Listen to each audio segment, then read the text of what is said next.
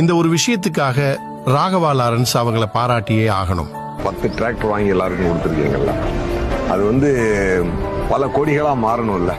இந்த video social மீடியால வைரலா போயிட்டு இருக்கு. இது போன்ற வைரல் விஷயங்கள் எல்லோருக்கும் எளிதில் சென்றடையும்.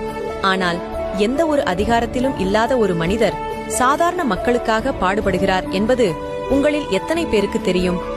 டிராக்டர்களை பயன்படுத்தும் விவசாயிகள் பெட்ரோலுக்கு அதிகம் செலவு செய்யும் நிலை உள்ளது. எனவே நம் பாளையங்கோட்டை ஐயா தொடர்ந்த வழக்கில் தமிழ்நாட்டில் மீனவர்களுக்கு பெட்ரோல், டீசல் மற்றும் மண்ணெண்ணெய் மானிய விலையில் வழங்கப்படுகிறது. பீகார் மாநிலத்தில் விவசாயிகளுக்கு டீசல் மானிய விலையில் லிட்டருக்கு 50 ரூபாய்க்கு கொடுக்கப்படுகிறது. அதுபோல தமிழகத்தில் உள்ள விவசாயிகளுக்கு மானிய விலையில் பெட்ரோல் மற்றும் டீசல் வழங்க வேண்டும் என வழக்கு தொடுத்துள்ளார்.